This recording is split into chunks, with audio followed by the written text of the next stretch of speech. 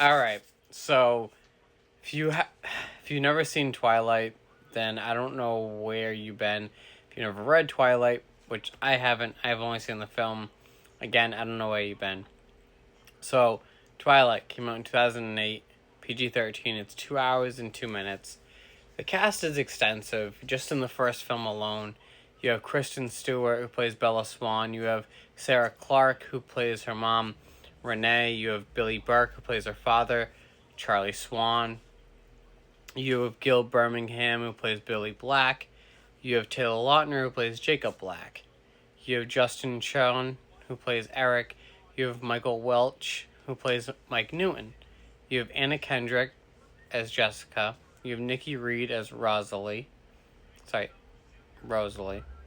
You have Ashley Green as Alice. You have Kellen Lutz as Emmett. You have Jackson Rathbone as Jasper. You have Robert Pattinson as Edward. You have Peter Fasolini as Carlisle. You have Rachel LaFleur as Victoria. You have Kim Gigden, I apologize for butchering your name, as James. You have Edie, and I messed that up. You have Edie Gathegi as Laurent, and you have Elizabeth Reeser as Esme. Now, the whole film, as you can tell, it's about romance between a human and a vampire. And shocker, shocker, we have wolves in this as well. Now, when the film first came out, it was an absolute cult phenomenon. Every girl wanted to go see this. Every guy was dreading taking their significant others to go see it. Now that we are in 2025, we look back at it as Robert Pattinson is now Batman. And in this film, he was, to say it in a nice way, a little bitch vampire. In this film, they had him sparkle, and no vampire sparkle. But so there were a lot of things that weren't right with this film. However, the story that they were able to put on the big screen was very impressive, because if any Stephen King film has taught you anything, it is very hard to move what you have on a page to the big screen. Now, watching after all these years, I understand why.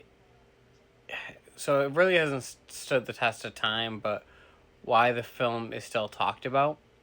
Now, it is plenty going on record that both Pattinson and Stewart hated playing these two characters, but with that being said, they gave it all. They gave it their all. You know, every character in this film showed that they needed to be there for this film to work. Now, IMDb gave it this a 5.3 out of 10. I give it a 4 out of 5 because, yeah, it's definitely dated, but with the twists and the turns between the wolves and the vampires, and even just the vampires on the vampires, just the way that everything kind of comes together. You see a really good relationship between Charlie and Bella. You see, right off the bat, you already see Edward and Jacob going at it. So, like I said, there's a lot to this film that I enjoyed, especially with, the way that they portrayed vampires. Like I said, I didn't like that, the vampire sparkled, but I enjoyed the fact that Edward saw himself as a monster and that he didn't want to, live like that. And, there's plenty of times in this film where Bella wants to become one and Edward won't let her become a vampire. So it's a lot, little things like that. Now, if you haven't seen this, I don't know what you're doing with your life. Because even if you don't like it, it's still one of those films that you need to watch. But, like I said, if you haven't, it's on Peacock. If you have, let me know what you think. Let me know if you hated this film just as much as these two hated filming it. Let me know what you think.